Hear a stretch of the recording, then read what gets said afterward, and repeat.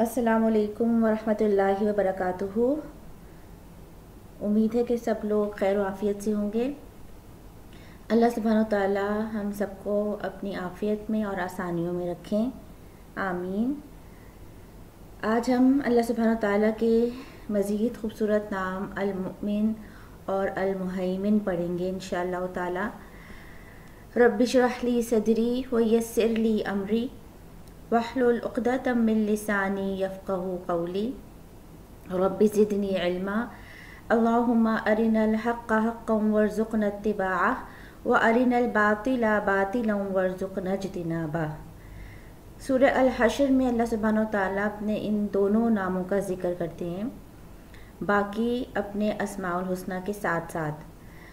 हुवल्लाहुल्लज़ी ला इलाहा इल्लाहु अल-मलिकुल क़ुद्दूसुस सलामुल मुमिनुल मुहैमिनुल अल-अज़ीज़ुल जब्बारुल मुतकब्बिर सुब्हानल्लाहि अम्मा युशरिकून।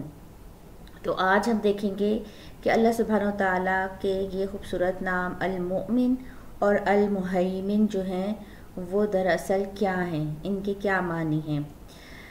अल-मुमिन का मतलब होता है अमन देने वाला, यानी अल्लाह सुब्हानहू तआला की ज़ात जो है वो अमन देने वाली ज़ात है।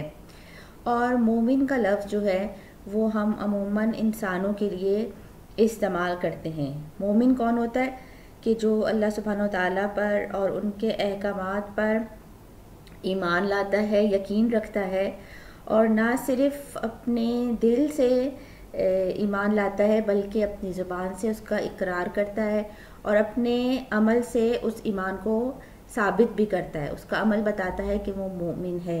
जबकि मुनाफिक के बारे में क्या आता है कि वो महज ज़ुबान से ईमान का दावा करते हैं और दिल ना उनके मानते हैं, ना उनका अमल बताता है कि वो मोमिन हैं, तो उनका ईमान काबिल कबूल नहीं है। तो मोमिन का मतलब क्या हुआ कि मोमिन वो शख्स होता है जो दिल, ज़ुबान और अमल से अल्लाह सुब्हानहू तआला पर ईमान भी लाता है और यकीन भी रखता है। और जब ये अल्फाज जो है अल-मोमिन का लफ्ज़ जो है अल्लाह सुब्हानहू तआला के लिए इस्तेमाल होता है तो इसके मानी क्या होते हैं, इससे मानी होते हैं कि अमन देने वाला, यानी इससे मुराद वो ज़ात है जो अपनी मखलूक को अमन देती है, उन पर जुल्म नहीं करती। और अल-मुमिन अमन देने वाले के साथ साथ तस्दीक करने वाला भी है। अल्लाह सुब्हानहू तआला जो है वो अपनी ज़ात की वहदानियत की, अपनी सिफ़ात कामिला की ख़ुद तस्दीक करते हैं और ख़ुद अपने आप को खूबसूरत तरीके से बयान करते हैं, वरना हमें अल्लाह सुब्हानहू तआला के बारे में नहीं मालूम था। ख़ुद अल्लाह सुब्हानहू तआला अपनी ज़ात की तस्दीक करते हैं और साथ साथ अपने रसूलों की भी तस्दीक करते हैं कि हमें उनके रसूलों ने हक़ बात लेकर आए और हक़ बात जो है वो लोगों तक पहुंचा दी। फिर अल्लाह सुब्हानहू तआला जो अमन देने वाले हैं, तो हम दुनिया में देखते हैं कि अल्लाह सुब्हानहू तआला ने दुनिया में कैसा अमन कायम रखा हुआ है, जिसकी वजह से हमारा यहाँ पे रहना कितना आसान हो गया है। मतलब मुख्तलिफ़ आफ़ात में कैसे अल्लाह सुब्हानहू तआला हमें अमन से रखते हैं और हमें उन आफ़ात का इल्म ही नहीं है। यानी ज़मीन के अंदर मुसलसल एक लावा है और ज़मीन जो है वो अपनी दोहरी हरकत कर रही है, अपने गिर्द भी घूम रही है और सूरज के गिर्द भी घूम रही है, लेकिन हम इसमें डगमगाते नहीं हैं, हम इसमें आराम के साथ चलते फिरते हैं, आराम करते हैं, अपने काम काज करते हैं। तो दुनिया को अल्लाह सुब्हानहू तआला ने कैसे अपनी मखलूक के लिए पुरअमन बनाया है और कैसे जो है वो मखलूक इसमें अपने आप को आराम से रख सक रही है, तो अमन व अमान के साथ रखा हुआ है। फिर इसी तरह अल्लाह सुब्हानहू तआला ने हर चीज़ को जब उसके काम सिखाए हैं तो हर चीज़ को उसकी लिमिट्स भी दी हैं, उसकी बाउंड्रीज़ मुकर्रर कर दी हैं। वहशी जानवर जो हैं वो जंगल में होते हैं, वो वहाँ से निकल के आम लोगों को तंग नहीं करते। इसी तरह समंदर को, पानी को अल्लाह सुब्हानहू तआला ने एक बाउंड्री मुकर्रर कर दी है। आसमान जो है वो हमारे ऊपर आके नहीं गिर जाता, सूरज जो है वो हम सबको जला के भस्म नहीं कर देता, बल्कि हर चीज़ को हुदूद में रख कर अल्लाह सुब्हानहू तआला ने एक अमन कायम कर दिया है दुनिया में, जिस अमन की वजह से हमारा यहाँ पे रहना आसान है। और अल्लाह रब्बुल इज़्ज़त का ये अमन दुनिया में सबके लिए اور خاص طور پہ مومنین کو اللہ سبحانہ و تعالیٰ اسپیشل قسم کا امن بھی نصیب کرتے ہیں. اور اللہ کی ذات سبحانہ و تعالیٰ کی ذات ایسی ذات ہے کہ اگر ہم کوئی گناہ کر بیٹھتے ہیں، ہم اللہ سبحانہ و تعالیٰ کو ناراض کر بیٹھتے ہیں، تو بھی ہمیں امن کے لیے اللہ تعالیٰ کے ہی پاس جانے کی ضرورت ہے، اس کی ہستی سے ہی رابطہ کرنے کی ضرورت ہے. دنیا کے علاوہ آخرت میں بھی اللہ سبحانہ و تعالیٰ ہی امن دیں گے، اور آخرت کی ساری منزلوں میں بھی ہمیں امن کی ضرورت ہے، موت سے لے کر اور پھر اٹھائے جانے تک اور آخری منزل کے پہنچنے تک، اور اس میں بھی آگے اللہ سبحانہ و تعالیٰ سے ہمیں امن درکار ہے. دنیا میں اللہ رب العزت جو امن کی مثالیں دیتے ہیں، اس میں آپ دیکھیں کہ سورہ قریش میں اللہ سبحانہ و تعالیٰ فرماتے ہیں لِإِيلَافِ قُرَيْشٍ إِيلَافِهِمْ رِحْلَةَ الشِّتَاءِ وَالصَّيْفِ فَلْيَعْبُدُوا رَبَّ هَذَا الْبَيْتِ الَّذِي أَطْعَمَهُم مِّن جُوعٍ وَآمَنَهُم مِّن خَوْفٍ. اس گھر کے رب کی عبادت کرو جس نے تمہیں اطعمہم من جوع، جس نے تمہیں بھوک میں کھانا کھلایا، وآمنہم من خوف، اور خوف سے امن بخشا. یعنی اللہ سبحانہ و تعالیٰ اس کو بطور نعمت یاد دلا رہے ہیں قریش والوں کو، اور ہمیں بھی کہ کس طرح سے ہمیں اللہ سبحانہ و تعالیٰ نے بھوک سے امن میں رکھا ہوا ہے. الحمدللہ گھر میں اللہ تعالیٰ نے رزق فراہم کیا ہوا ہے، کوئی اس بات کی ٹینشن نہیں ہوتی کہ آج ہم کھانا کھا کے سوئیں گے یا بھوکے سو جائیں گے. اس لحاظ سے رزق کے معاملے میں کتنے ہی لوگوں کو اللہ سبحانہ و تعالیٰ نے امن میں رکھا ہوا ہے. پھر اللہ سبحانہ و تعالیٰ نے ہمیں خوف سے کتنا پر امن رکھا ہے کہ ہمیں یہ خوف نہیں ہوتا کہ کوئی دشمن ہم پہ حملہ کر دے گا، یا کسی بھی چیز کا خوف جو ہے وہ بے چین کر دیتا ہے. ایون کہ اگر گھر میں کوئی بیمار ہی ہو اور نعوذ باللہ کسی کی حالت زیادہ ہی خراب ہو، تو پورا گھر ایک بے چینی کی کیفیت میں رہتا ہے، امن میں نہیں ہوتا.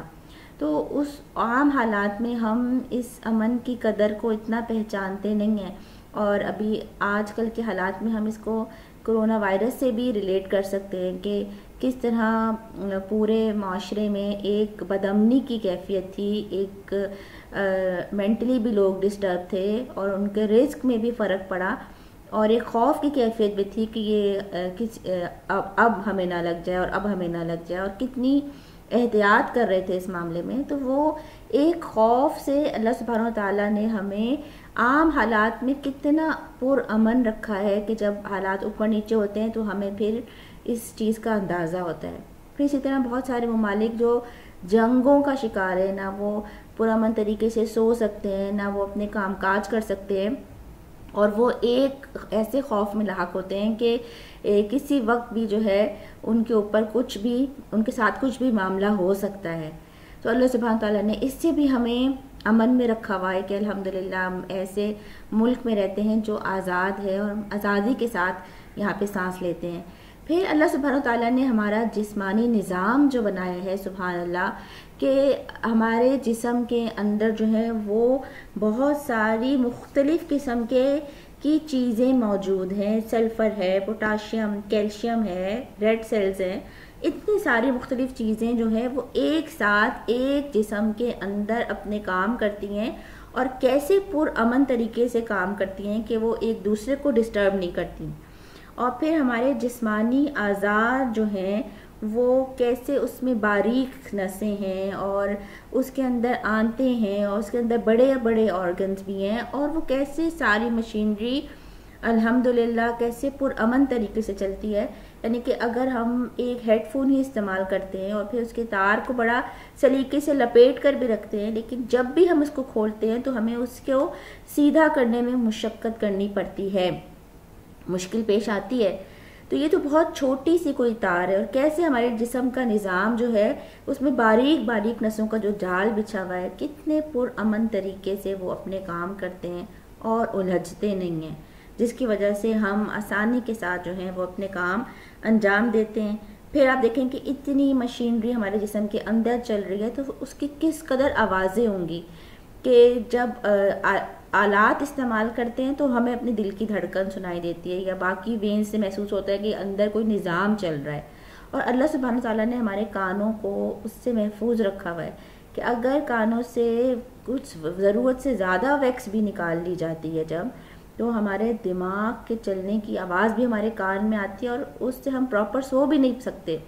تو سبحان اللہ، اللہ تعالیٰ نے ہمارے جسم سے کے نظام میں بھی ہمیں امن سے رکھا ہے کہ ہمیں اندر کی آوازیں اور اندر کا سسٹم نظر نہیں آتا اور وہ کیسے پرامن طریقے سے چلتا رہتا ہے اور ہمیں اس کے لیے کوئی ایفرٹ کرنی نہیں پڑتی. الحمدللہ. پھر اللہ سبحانہ و تعالیٰ جو ہے وہ ایمان والوں کو اسپیشل امن بھی دیتے ہیں. گھبراہٹ میں اللہ سبحانہ و تعالیٰ ان کو امن نصیب کرتے ہیں. وہ بے چینی اور اضطراب کا اس طرح شکار نہیں ہوتے جس طرح ایک عام انسان اس کا شکار ہوتا ہے.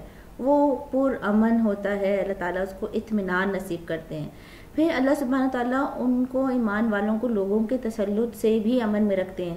اور قرآن پاک میں ہم نے بہت جگہ پہ یہ بات دیکھی کہ کس طرح سے انبیاء علیہ السلام کو جھٹلایا گیا اور لوگوں نے ان کے اوپر مختلف قسم کے الزامات لگائے، لیکن اللہ سبحانہ تعالیٰ نے اینڈ آف دا ڈے کیا کیا کہ نیک لوگوں کو جو چند ایمان لانے والے تھے انبیاء کے ساتھ، ان کو انبیاء کے ساتھ بچا لیا اور باقی لوگوں کو اللہ سبحانہ تعالیٰ نے پکڑ لیا. تو لوگوں کے تسلط سے ان کو پھر بھی امن میں رکھا. اور اللہ کے رسول صلی اللہ علیہ وسلم نے گھبراہٹ کی دعا بھی ہمیں سکھا دی کہ اللہ اللہ ربی لا اشرک بہ شیئا. یعنی ایک مومن مشکل کا شکار ہو، غم میں ہو، پریشانی میں ہو، تو وہ اس دعا کو پڑھ کے امن میں رہ سکتا ہے. اللہ اللہ ربی لا اشرک بہ شیئا، کہ اللہ ہی میرا رب ہے اور میں اس کے ساتھ کسی کو شریک نہیں ٹھہراتا. پھر آپ دیکھیں کہ بے شمار مثالوں سے ہمیں پتہ چلتا ہے کہ اللہ سبحانہ تعالیٰ کیسے مومنین کو پرامن رکھتے ہیں. حضرت ابراہیم علیہ السلام کو جب آگ میں ڈالا گیا تو آگ کو حکم ہو گیا کہ وہ ٹھنڈی ہو جائے، اور آگ کو ابراہیم علیہ السلام کے لیے پرامن بنا دیا گیا. سبحان اللہ. اور موسیٰ علیہ السلام جو تھے، جب وہ فرعون کے دربار میں بھیجا گیا تو موسیٰ علیہ السلام جو تھے وہ اس بات سے خوف زدہ تھے کہ وہ ایک بڑا بادشاہ ہے اور اس کے سامنے پیغام کیسے رکھیں گے. لیکن اللہ سبحانہ تعالیٰ نے فرعون کو اور اس کی ہر چال کو، موسیٰ علیہ السلام کو اس کی ہر چال سے محفوظ رکھا، اور فرعون اتنا پاورفل ہونے کے باوجود موسیٰ علیہ السلام کا کچھ بگاڑ نہیں سکا. اور کیسے اللہ سبحانہ تعالیٰ موسیٰ علیہ السلام کے لیے سمندر میں سے راستہ بنا دیتے ہیں اور موسیٰ علیہ السلام جو ہے اس راستے میں سے پرامن طریقے سے اپنی قوم کو لے کے گزر جاتے ہیں. یعنی اتنا بڑا یہ لیسن ہے ہمارے لیے کہ جو رب سمندر میں سے راستہ بنا سکتا ہے، اس کو امیجن کریں تو رونٹے کھڑے ہو جاتے ہیں کہ سمندر میں سے راستہ، کہ آگے سمندر ہو اور پیچھے جو ہے وہ آپ کی دشمن قوم ہو، لیکن کیسے اللہ سبحانہ تعالیٰ جو ہے وہ سمندر کو حکم دیتے ہیں. تو ہر چیز اللہ کے کنٹرول میں ہے. کبھی مشکل میں پھنسیں تو یہ دعا مانگیں کہ اللہ تعالیٰ آپ نے تو موسیٰ علیہ السلام کے لیے سمندر میں سے راستہ نکال دیا تھا، میرے لیے بھی اس مشکل سے نکلنے کا راستہ بنائیں. اور اللہ سبحانہ تعالیٰ کے لیے یہ کرنا بہت آسان ہے. پھر کیسے اللہ کے رسول صلی اللہ علیہ وسلم کو غار ثور میں جب دشمن بالکل قریب پہنچ گیا تھا، اللہ سبحانہ تعالیٰ نے پرامن رکھا، اور وہ حضرت ابو بکر صدیق کو بھی تسلی دیتے ہیں کہ غم نہیں کرو، اللہ ہمارے ساتھ ہے. جبکہ بہت زیادہ دشمن جو تھے وہ قریب آ چکے تھے اللہ کے رسول صلی اللہ علیہ وسلم کے، لیکن اللہ سبحانہ تعالیٰ اپنے مومن بندوں کو ایسے مشکل وقت میں خاص دل تھام لیتے ہیں اور خاص امن نصیب کرتے ہیں، جس سے وہ پروڈکٹیو ہی رہتے ہیں، وہ اپنے کام کرتے ہی رہتے ہیں. ورنہ آپ دیکھیں کہ غم، پریشانی اور تکالیف اور ڈپریشن میں انسان جو ہے وہ پروڈکٹیو کام کرنا چھوڑ دیتا ہے، وہ پھر بس اپنے آپ کو ہی نہیں سنبھال سکتا تو اس اپنی زندگی ضائع کرنا شروع کر دیتا ہے. لیکن اللہ تعالیٰ پہ بھروسہ کرنے والوں سے اللہ تعالیٰ ایسے حالات میں بھی کام لیتے رہتے ہیں ان کو امن نصیب کرنے کے بعد. پھر یہ امن کے مستحق کون لوگ ہیں کہ سورہ الانعام میں اللہ سبحانہ وتعالیٰ نے بتایا کہ الذین آمنوا ولم یلبسوا ایمانہم بظلم اولئک لہم الامن وہم مہتدون. وہ لوگ جو ایمان لائے ہیں اور انہوں نے اپنے ایمان کے ساتھ ظلم کو نہیں ملایا، ایمان میں ظلم کی ملاوٹ نہیں کی، یہی لوگ امن نصیب ہوگا ان کو، اور وہی لوگ ہدایت یافتہ ہیں. اب ایمان میں ظلم کی ملاوٹ کیا ہوتی ہے کہ شرک کو اللہ سبحانہ و تعالیٰ جو ہے وہ ظلم عظیم کہتے ہیں، ان الشرک لظلم عظیم۔ تو اپنے ایمان میں شرک کی ملاوٹ کیا ہے کہ ایک ایمان والے کو بھی شرک سے بچنے کی ضرورت ہے، کہ وہ دیکھے کہ چھوٹی چھوٹی باتوں میں کہیں شرک تو نہیں کر بیٹھتا، اللہ سبحانہ و تعالیٰ سے پہلے کسی اور سے تو نہیں آس لگا لیتا، کسی اور سے تو نہیں مدد مانگ لیتا۔ تو ایمان والا بڑا کانشیس لائف گزارتا ہے اپنی، اور اللہ سبحانہ و تعالیٰ ایسے لوگوں کو جو شرک کی ملاوٹ نہیں کرتے اپنے ایمان کے ساتھ، ان کو پرامن رکھتا ہے۔ اور اللہ سبحانہ و تعالیٰ فرماتے ہیں کہ اصل میں یہی لوگ ہدایت یافتہ ہیں۔ تو آپ دیکھیں کہ کام کرنے میں کتنے ہمیں ایمان والے ہو کر کوئی بھی کام کرنے میں ہمیں کتنے زیادہ شعوری طور پہ کام کرنے کی ضرورت ہے کہ ہمارا کوئی کام، کوئی عمل جو ہے وہ ہمارے باقی اعمال کو خراب نہ کرے۔ پھر جو لوگ شرک نہیں کرتے ان کو امن نصیب ہوتا ہے، جیسے کہ آپ نے آیت کے حوالے سے دیکھا، اپنی تقدیر پہ راضی رہنے والے، رضیت باللہ ربا وبالاسلام دینا وبمحمد صلی اللہ علیہ وسلم نبی و رسولا۔ جو تقدیر سے شکوہ کرتے رہتے ہیں وہ نہ خوش رہتے ہیں نہ امن میں رہتے ہیں، اور جو تقدیر پر راضی رہتے ہیں اللہ سبحانہ تعالیٰ ان کو اطمینان اور امن نصیب فرماتے ہیں۔ پھر دوسروں کو امن دینا کہ کہیں ایسا نہ ہو کہ دوسرے جو ہیں وہ ہماری ذات سے پرامن نہ ہوں، کہ وہ ہماری زبان سے، وہ ہمارے اخلاق سے اور وہ ہمارے رویوں سے جو ہیں وہ شر کا شکار ہوں کسی بھی طریقے سے۔ کوئی محسوس کریں کہ کوئی آپ کے پاس آتے ہوئے جو ہے جھجکتا تو نہیں ہے، کوئی حق بات کہتے ہوئے آپ کے سامنے ڈرتا تو نہیں ہے، کہ کوئی ہماری زبان کے شر سے کہ ہم اس کو نہ چھیڑو، کوئی ایسا تو نہیں کرتا کہ وہ ہم سے دور رہتا ہے۔ تو دوسروں کو امن دیں تاکہ اللہ سبحانہ تعالیٰ ہمیں بھی امن سے رکھیں، اپنے ماحول کو پر امن بنانے والے۔ اور ظاہر ہے کہ مسلمان کی تو ڈیفینیشن یہ ہے کہ اس کے ہاتھ اور زبان سے دوسرے مسلمان محفوظ رہتے ہیں۔ پھر الا بذکر اللہ تو تطمئن القلوب، اللہ خبردار کہ اللہ کے ذکر کے ساتھ ہی دل اطمینان پاتے ہیں۔ اللہ کا ذکر دلوں کو اطمینان نصیب کرتا ہے۔ وہ ذکر جو ہے وہ آپ کی عبادات بھی ہو سکتی ہیں، آپ کی تسبیحات بھی ہو سکتی ہیں، آپ کی دعائیں بھی ہو سکتی ہیں، اور خاص کر جو ہے وہ ذکر قرآن بھی ہے۔ قرآن کو قرآن پاک میں ذکر بھی کہا گیا ہے، کیونکہ ذکر کا ایک مطلب نصیحت ہے۔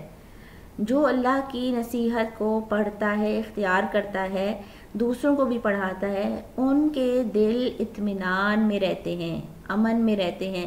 اللہ سبحانہ و تعالیٰ ان کو خصوصی دلوں کو اطمینان نصیب کرتے ہیں۔ تو اللہ سبحانہ و تعالیٰ سے یہ دعا ہے کہ اللہ تعالیٰ ہمیں اپنے اس نام کی وجہ سے المؤمن ہونے کی بدولت ہمیں بھی امن نصیب کرے، دنیا میں بھی اور آخرت میں بھی۔ اور اس امن کی ضرورت جو ہے وہ ہمیں موت کے وقت بھی ہے، کہ موت کے وقت جب مشکل ترین وقت ہے نا وہ، کہ اللہ سبحانہ و تعالیٰ کے پاس حاضری کا پہلا مرحلہ ہے، اور جب فرشتے روح قبض کرتے ہیں تو اس وقت اللہ سبحانہ و تعالیٰ کی شان اور رحمت سے اللہ تعالیٰ اس کو ہمارے لیے آسان کر دیں، پر امن کر دیں۔ پھر جو ہے اس کے بعد قبر میں منکر نکیر جب آئیں گے، اور احادیث سے پتہ چلتا ہے کہ وہ کوئی معمولی شکل و صورت والے نہیں ہوں گے، بلکہ کیسا ان کا کمپلیکشن ہوگا، ان کی آنکھیں کیسی ہوں گی، ان کی آواز کیسی ہوگی۔ تو ایک عام انسان بھی اگر اس سے جو ہے استاد جو ہے وہ سختی کا معاملہ کرتا ہے، یا ایگزامینر اس سے سختی سے سوال پوچھتا ہے، تو کبھی ایسا ہوتا ہے کہ آتے ہوئے جواب بھی بندے کو بھول جاتے ہیں۔ تو ایسی حالت میں اللہ سبحانہ و تعالیٰ کیونکہ المؤمن ہے تو وہ ایمان والوں کو اپنے قول پہ ثابت رکھیں گے انشاءاللہ، اور ان کو صحیح جواب بھی سجھا دیں گے۔ پھر حشر کا 50,000 سال کا دن ایک ہوگا، اور اس میں لوگ جو ہیں وہ اپنے پسینوں میں ڈوبے ہوئے ہوں گے۔ تو اللہ تعالیٰ ایمان والوں کے دلوں کو اس دن بھی تھام کر ان کو امن دیں گے۔ کچھ ایمان والے عرش کے سائے تلے بھی ہوں گے، پھر اللہ تعالیٰ حوض کوثر کا پانی نصیب فرمائیں گے، اور پھر کیسے اللہ سبحانہ تعالیٰ ایمان والوں کو پل صراط سے پر امن طریقے سے گزار کر اپنے دارالسلام ہمیشہ کی جنت میں داخل کریں گے۔ اور وہاں پہ کیا اناؤنسمنٹ ہوگی کہ یہاں تم امن سے رہو، آج کے بعد کوئی موت نہیں ہوگی، آج کے بعد کوئی بوڑھا نہیں ہوگا، آج کے بعد کوئی بیمار نہیں ہوگا. یعنی وہاں کی نعمتیں ایسی ہوں گی کہ وہاں پہ لغو تک سننے کو نہیں ملے گا، اس سے بھی انسان کو پر امن رکھا جائے گا. تو اللہ سبحانہ و تعالیٰ جو ہے وہ ہمارے لیے سارے انعامات جو ہیں لینا آسان کر دے اور اپنا خصوصی امن ہمیں دنیا اور آخرت میں نصیب فرمائیں. پھر اللہ سبحانہ تعالیٰ کا بہت پیارا نام المہیمن، اور المہیمن کا مطلب ہے کہ نگہبان. تو اللہ سبحانہ و تعالیٰ جو ہیں وہ اپنی مخلوق کو بنانے کے بعد اس سے غافل نہیں ہیں، بلکہ ان کی نگہبانی کرتے ہیں.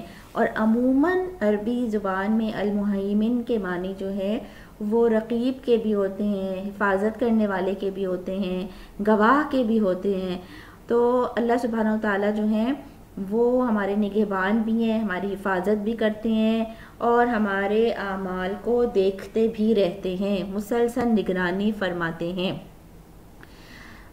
اللہ سبحانہ تعالیٰ کی ذات جو ہے وہ اپنی مخلوق سے غافل نہیں ہے، ورنہ ایک ماں بھی اگر بچے کی نگرانی کرتی ہے تو اس میں کمی رہ جاتی ہے.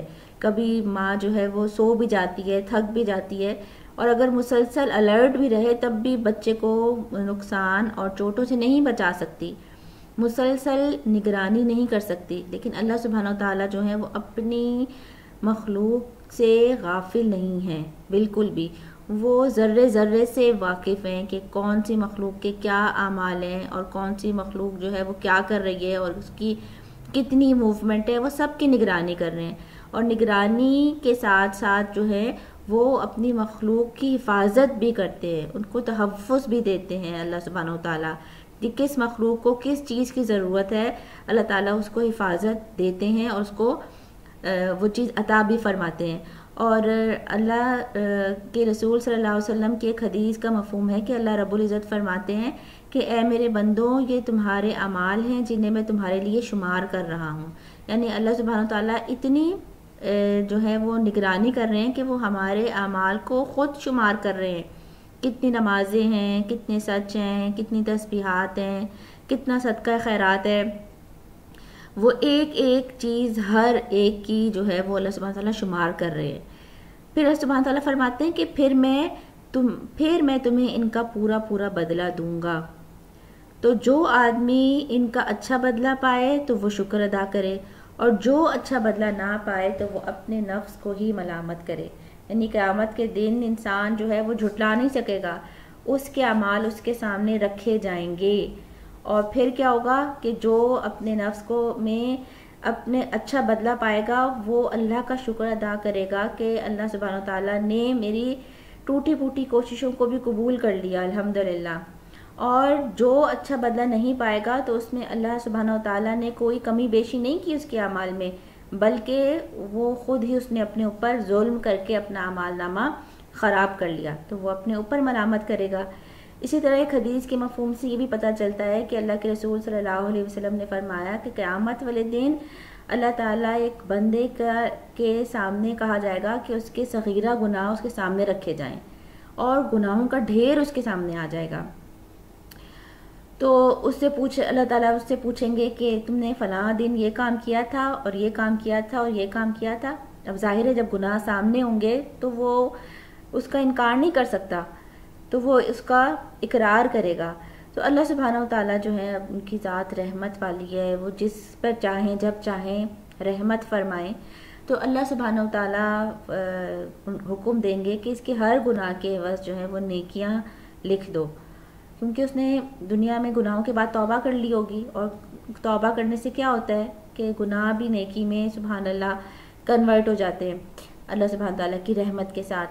تو اب وہ جب وہ دیکھے گا کہ یہ تو اس کو فائدہ ہی ہو گیا، تو اب وہ کیا کہے گا کہ یار اب میں نے کچھ اور گناہ بھی کیے تھے جو مجھے یہاں نظر نہیں آ رہے. یعنی کہ وہ پھر کہے گا کہ وہ گناہ بھی لائے جائیں، کسی صغیرہ گناہ اس کے سامنے رکھے ہوں گے اور کبائر نہیں رکھے ہوں گے ابھی، تو وہ کہے گا کہ وہ بھی تاکہ نیکیوں میں بدل جائیں. تو یہ اللہ تعالیٰ کی رحمت ہے، وہ جس پر چاہے کرے. لیکن اللہ تعالیٰ جو ہے وہ سامنے کیسے لائیں گے، اس کے کاموں کے اثرات بھی ہیں، اس کے کاموں کے نتائج بھی ہیں، اس کا پورا ڈیٹا، اس کی موومنٹ اس نے ایک کون سے نیکی کے کام کیے، کون سے کسی کو مشورے دیے، کون سے برائی کے کام کیے، ہر چھوٹی بڑی چیز جو ہے وہ سامنے لے آئی جائے گی۔ تو کوشش کیا ہونی چاہیے کہ اللہ سبحانہ و تعالیٰ نے جب نیکی کے لیے اتنے دروازے کھول دیے کہ ہم ایک نیکی کرتے ہیں تو اس کا کم سے کم 10 گنا اجر ملتا ہے، اور زیادہ سے زیادہ 700 اور پھر بے حساب کا بھی ذکر آتا ہے، اور ایک عمل جو ہے وہ ہمارے لیے کسی کو سکھانا ہی صدقہ جاریہ بھی بن سکتا ہے۔ تو اس چیز کو ابھی اویل کرنے کی ضرورت ہے کہ اللہ تعالیٰ کی رحمت سے ہم خوب بھرپور فائدہ اٹھا لیں، اور جتنی زندگی اور جتنی مہلت ہے اس میں کوئی اچھے کام کر کے چلے جائیں۔ پھر اللہ سبحانہ و تعالیٰ جو ہے وہ ہر چیز پر کیسے نگران ہے، کیونکہ اللہ سبحانہ و تعالیٰ کا علم کامل ہے اور مکمل معلومات رکھتا ہے، وہ ذرے ذرے سے واقف ہے، وہ پھر ہر چیز کا شاہد ہے، وہ دیکھ رہا ہے، وہ اپنے بندوں کی حرکتوں کو، ان کے اعمال کو، ان کے اندر چھپی ہوئی نیتوں کو کا مشاہدہ کر رہا ہے۔ اور آپ دیکھیں کہ قیامت والے دن جو ہیں وہ ہمارے نامہ اعمال میں اعمال جو ہیں وہ تولے جائیں گے، کس بیس پر کہ وہ ظاہر اور باطن کا جاننے والا تھا۔ اس نے خالی ظاہری معاملہ نہیں کیا کہ اعمال کو گننا شروع کر دیتے، بلکہ ہماری نیتوں کی بیس پر ہمارے عملوں کا وزن ہوگا۔ جتنی نیت خالص ہوگی اتنا وزن جو ہے وہ چھوٹے عمل کا بھی بڑھ جائے گا۔ وہ ایک حدیث کے مفہوم سے پتہ چلتا ہے نا کہ انسان جو ہے وہ کھجور کی گٹھلی کے برابر بھی اگر صدقہ کرتا ہے، اور قیامت والے دن جو ہے وہ اس کو احد پہاڑ جتنا اجر پائے گا۔ تو کیوں؟ کیونکہ اس کے پاس ہو سکتا ہے خرچ کرنے کے لیے وہ کھجور ہی تھی، اور اس نے اسی کو اللہ تعالیٰ کے راہ میں دے ڈالا۔ تو اللہ سبحانہ و تعالیٰ جو ہیں وہ اعمال کو گنیں گے نہیں، بلکہ ان کو تلوائیں گے تاکہ ہماری نیتوں کا بھی وزن ہو جائے۔ تو یہ کوئی نگران ہی کر سکتا ہے کہ جس نے اتنی باریک بینی سے ایک ایک چیز کو محفوظ کیا ہو۔ پھر اللہ سبحانہ تعالیٰ جو ہے وہ ہمارے اوپر براہ راست نگران ہے، ان کو کسی سیٹلائٹ کی ضرورت نہیں ہے، ان کو کسی ٹیم کی ضرورت نہیں ہے کہ وہ جاسوسی کے لیے کوئی ٹیم مقرر کریں کہ کون کیا کر رہا ہے۔ اللہ سبحانہ تعالیٰ جو ہیں وہ ہر چیز کو بذات خود دیکھ رہے ہیں اور مسلسل نگہبانی کرتے ہیں۔ لا تأخذہ سنۃ ولا نوم، وہ تھکتے نہیں، انہیں اونگ نہیں آتی، ان کو نیند نہیں آتی، وہ سب چیزوں کی حفاظت فرماتے ہیں۔ اور آپ صلی اللہ علیہ وسلم کو اللہ سبحانہ تعالیٰ نے یہ بات بتائی تھی کہ میں قرآن پاک میں ایک جگہ پہ ایک مفہوم ملتا ہے کہ جب تم نماز کی حالت میں ہوتے ہو تو میں تمہیں دیکھتا ہوں، جب تم سجدے کی حالت میں ہوتے ہو تو میں تمہیں دیکھتا ہوں۔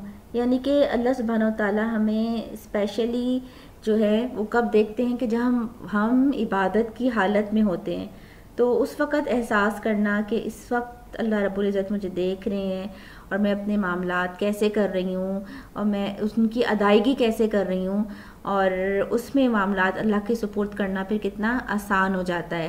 پھر اللہ سبحانہ تعالیٰ نے نگران فرشتے بھی ہمارے اوپر مقرر کر رکھے ہیں، کرامن کاتبین، اور یہ نگران فرشتے جو ہیں ان کی کیا ڈیوٹی ہے کہ وہ ہمارے اعمال نامے کو لکھتے ہیں، اور فجر اور عصر میں ان کی ڈیوٹیز چینج ہوتی ہیں، اور اللہ رب العزت کو خوب پتہ ہے کہ میرا بندہ کیا کر رہا تھا، لیکن اللہ تعالیٰ اپنے عبادت گزار بندوں کے بارے میں اسپیشل ان سے پوچھتے ہیں کہ وہ کیا کر رہے تھے، تو فرشتے ان کو بتاتے ہیں کہ جب ہم گئے تھے تو وہ تب بھی نماز پڑھ رہے تھے، اور جب ہم واپس آئے ہیں وہ تب بھی نماز پڑھ رہے تھے، جبکہ اللہ رب العزت کو خوب پتہ ہے کہ وہ کیا کر رہے تھے۔ پھر یہ فرشتے ہمارے منہ سے ہر نکلی ہوئی بات کو کیچ کر لیتے ہیں، ہر وقت جو بھی ہم چھوٹی بڑی کچھ بھی موومنٹ کرتے ہیں وہ ان کو درج کر لیتے ہیں، تاکہ جو ہے وہ قیامت والے دن ہم کسی چیز کو جھٹلا نہیں سکیں۔ پھر اللہ رب العزت نے ہمارے لیے حفاظت کے فرشتے مقرر کیے ہوئے ہیں، ایک آنکھ کی حفاظت کے لیے ہی 6 فرشتے مقرر کیے ہوئے ہیں، جو فرشتے جو ہے ہماری نگہبانی کرتے رہتے ہیں، ہماری حفاظت کرتے رہتے ہیں۔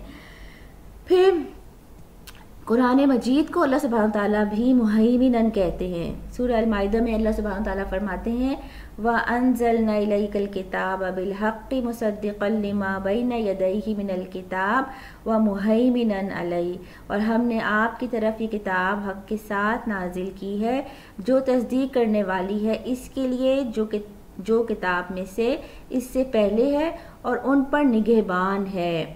یعنی قرآن پاک حق تو ہے اور وہ اپنے سے پہلے والی کتابوں کی تصدیق کرتی بھی ہے اور ان پہ نگہبان بھی ہے. یعنی کہ جو احکامات پرانے کتابوں میں لوگوں نے چھپا دیے، مٹا دیے، رد و بدل کر دی، تبدیل کر دیے، وہ بھی یہ نگہبانی کرتی ہے، ان احکامات کی بھی حفاظت کرتی ہے اور وہ سامنے لے آتی ہے یہ ان کے احکامات بھی. تو یہ پرانی کتابوں کے اوپر بھی نگہبان ہے. اور یہ قرآن پاک کو نگہبان کیوں بنایا گیا؟ کیونکہ پچھلی کتابوں کی تصدیق کرتی ہے، پھر رسول اللہ صلی اللہ علیہ وسلم کی تصدیق کرتی ہے. کیونکہ ہر کتاب میں جو تھے وہ اللہ کے رسول کی آمد کے نشانیاں موجود تھیں، اور اللہ سبحانہ تعالیٰ بتاتے بھی ہیں کہ یہ تمہیں اہل کتاب ایسے پہچانتے ہیں جیسے اپنے سگے بیٹوں کو پہچانتے ہیں، لیکن انہوں نے چھپائیں. تو قرآن پاک نے ان کی یہ چیزوں کو بھی تصدیق کر دی. پھر قرآن مجید جو ہے وہ پرانے اور نئے سب احکامات کی حفاظت کرتی ہے. پھر یہ جامع صورتوں کی حامل ہے. ایک سورہ فاتحہ ہی دیکھیں تو کتنی جامع صورت ہے کہ کسی اور کتاب میں ایسی صورت، ایسی آیات نہیں اتری، کہ جو ہم الحمدللہ اللہ تعالیٰ کا احسان اور نعمت ہے کہ ہم اپنی ہر نماز کی ہر رکعت میں اس کو بطور ریمائنڈر پڑھتے ہیں. فرض درجے پر ہے یہ صورت، اور یہ ہمیں کتنے ریمائنڈرز دیتی ہے. پھر ایسا واضح کلام ہے کہ ہر ایک کو سمجھ آ جاتا ہے. پھر ایسا موزانہ کلام ہے کہ سارے کلام اس کے آگے عاجز ہیں، اور کیسے اس کی باتیں جو ہیں وہ قیامت تک کے لیے پوری ہوتی ہیں. تو اللہ سبحانہ تعالیٰ نے قرآن کو بھی مہیمنن کہا ہے. پھر رسول اللہ صلی اللہ علیہ وسلم کی ایک بڑی پیاری حدیث ہے کہ انہوں نے فرمایا کہ آگاہ ہو جاؤ، تم میں سے ہر ایک نگہبان ہے.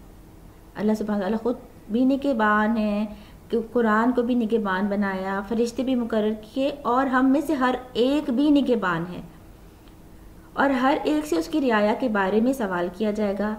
پس امام لوگوں پر نگہبان ہے اور اس سے اس کی رعایا کے بارے میں سوال ہوگا.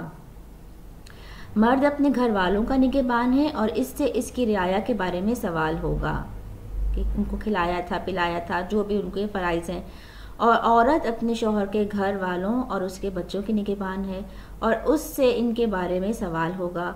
اور کسی شخص کا غلام اپنے سردار کے مال کا نگہبان ہے اور اس سے اس کے بارے میں سوال ہوگا. آگاہ ہو جاؤ کہ تم میں سے ہر ایک نگہبان ہے اور ہر ایک سے اس کی رعایا کے بارے میں پرستش ہوگی. اس سے کیا پتہ چلا کہ ہمارے ماتحت میں جو بھی لوگ آتے ہیں ان کے ہم جواب دیں ہیں، جو بھی ہماری ڈیوٹیز ہیں ان کے ہم اوپر نگہبان ہیں، اور ہمیں اللہ رب العزت کو ان چیزوں کے بارے میں جواب دینا ہوگا. یعنی ہم اگر یہ سمجھے بیٹھے ہیں کہ ہم جو مرضی کریں، ہم ان کے اوپر باس ہیں، ہم ان کے والدین ہیں، یا جو بھی ہمارے ماتحت ہیں ان کو ہم جیسے مرضی ٹریٹ کریں، تو ایسا نہیں ہے. ہر ایک کی ذمہ داری جو اللہ تعالیٰ نے ہم پہ ڈالی ہے اس کے بارے میں ہمیں اللہ سبحانہ تعالیٰ کو کی سامنے جواب دہی کرنی ہوگی. اللہ سبحانہ تعالیٰ ہمارے لیے ان کاموں کو آسان بنا دے اور ہماری نیتوں کو اپنے لیے خالص کر دے، اور اللہ سبحانہ تعالیٰ ہمیں اپنے نام کی ایسی پہچان سکھائیں کہ ہم اللہ سبحانہ تعالیٰ کو صحیح طور پہ جاننا شروع ہو جائیں اور ایک بہترین تعلق اللہ رب العزت سے ہمارا قائم ہو جائے.